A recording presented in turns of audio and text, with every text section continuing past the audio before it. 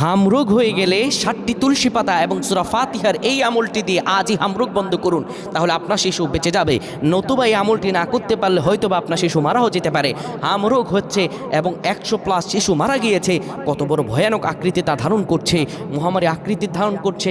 এমনও ধারণা করা হচ্ছে হতে পারে লকডাউন হয়ে যেতে পারে। সুতরাং এ থেকে আগে থেকেই সাবধান হওয়া জরুরি এবং আমাদের আমল করা জরুরি। হাম থেকে বাঁচার জন্য আপনার বাচ্চাকে আজ এই আমলটি করে ফু দেন এবং এই আমলটি এই পদ্ধতিতে করুন। আল্লাহ তাআলা আপনার বাচ্চাকে সুস্থ আদান করবেন। কোনো হাম রোগ, কোনো বিশাল ভয়ঙ্কর রোগ আপনার বাচ্চাকে আক্রমণ করতে পারবে না।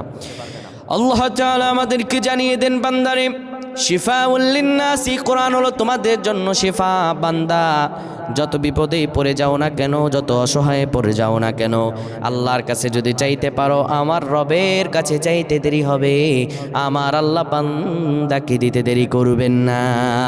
হামরোগ যদি আক্রান্ত হয় তাহলে আপনি এই কাজটি করবেন, 60টি তুলসী পাতা নেবেন, ভালোভাবে ধুয়ে 1টি গ্লাস পানিতে দিবেন, বিসমিল্লাহির রহমানির রহিম সহকারে সূরা ফাতিহা 7 বার পড়বেন এবং তুলসী পাতার সঙ্গে ওই পানিটা আপনি ফুটন্ত গরম পানি করবেন। ফুটন্ত গরম পানিতে ওই তুলসী পাতাগুলো ফেলে দিয়ে ওই পানিটা আপনি রোগীকে খাওয়াবেন। আমার আল্লাহর দয়ায় ওই বাচ্চা আল্লাহর দয়ায় সুস্থ হয়ে যাবে। আল্লাহ সুস্থ করে দেবেন। আল্লাহুম্মা আমিন।